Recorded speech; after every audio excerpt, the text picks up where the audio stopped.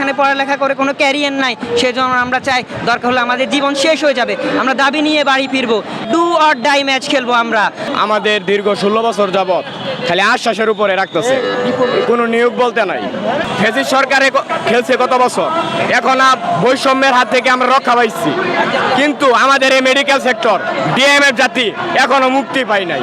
আমাদের দাবি না মেনে নেবে, আমাদের প্রজ্ঞাপন বা রেজুলেশন আকারে না দিবে, ততক্ষণ পর্যন্ত আমরা এই ঢাকায় অবস্থান করব এবং দাবিগুলো পূরণ করে তারপরে ইনশাল্লাহ আমরা আমাদের নিজ নিজ প্রতিষ্ঠানে ফিরবো। কোনো জনভোগান্তি করার কোনো ইচ্ছা ছিল না। আমরা দীর্ঘ 3 মাস শান্তিপূর্ণভাবে আমাদের নিজ নিজ ক্যাম্পাসে যে জেলা শহরে আমরা আন্দোলন করেছি কোনো জনভোগান্তি ছাড়াই, কিন্তু আমরা বারবার স্বাস্থ্য শিক্ষা অধিদপ্তরে আসছি, আমাদের সমন্বয়কদেরকে বা আমাদেরকে বারবার বলা হয়েছে যে তোমাদের দাবি নিয়ে আমরা কাজ করব, আমরা তোমাদের দাবি পূরণ করব, কিন্তু আসলে আমাদেরকে শুধু আশ্বাসই দেওয়া হয়, আমাদের নিয়ে তারা কোনো কাজই করে না, আমাদের নিয়ে তারা কোনো চিন্তাই করে না। আমরা মেন জায়গাটা অবস্থান করছি এবং প্রত্যেকটা মানুষের যাওয়ার জন্য আমরা বিকল্প রাস্তা করে দিয়েছি। কি এমন একটা বিষয়, আমাদের ম্যাট জাতির কোনো হায়ার এডুকেশন নাই, আমাদের আজকে 16 বছর ধরে নিয়োগ নাই, তাহলে আমরা এখানে পড়ালেখা করে কি করব? প্রান্তিক জনগোষ্ঠীর সবচেয়ে বেশি উপকার করি আমাদের এই ম্যাট জাতি, আমাদের ডিপ্লোমা জাতি, যত ডিপ্লোমা ভাই চিকিৎসক আছে সবাই প্রান্তিক জনগোষ্ঠীদের সেবা করে, কিন্তু 17 বছর কিছু কুচুকরি মহল আমাদের এই নিয়োগ বন্ধ করে দিয়েছে।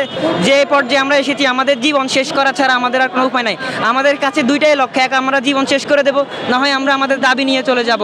আমাদেরকে আশ্বাস দেওয়া হয়, বাবা তোমরা দাবি নিয়েছো, তোমাদের যৌক্তিক দাবি, ওনারা আমাদের দাবি যৌক্তিক মেনে নেয়, কিন্তু ওনারা শেষমেশ আমাদের যে সাইন করার একটা বাকি থাকে সেই সাইনটা করে না। সেজন্য এবার আমরা ডিসিশন নিয়েছি যে যতক্ষণ পর্যন্ত রেজুলেশনে প্রকাশ হবে না ততক্ষণ পর্যন্ত আমরা রাজপথে ছাড়বো না। আমরা দুঃখিত যে কিছু মানুষের কষ্ট হচ্ছে, কিন্তু আমরাও যেটা চাচ্ছি দেশের মানুষের স্বার্থে, দেশের মানুষের কল্যাণী কমিউনিটি ক্লিনিকে উপসহকারী কমিটি একজন নিয়োগ হোক, এবং সেখানে উপসহকারী কমিটি আমরা এটাও চাই যে এমবিবিএস ডাক্তারও নিয়োগ হোক, সেখানে আমরা এটাও চাই যে মানুষ সঠিক সেবা পাক। এই বাংলাদেশে আন্দোলন ব্যতীত কোনো কিছুর সফলতা কখনো আসে নাই, কখনো আসবেও না।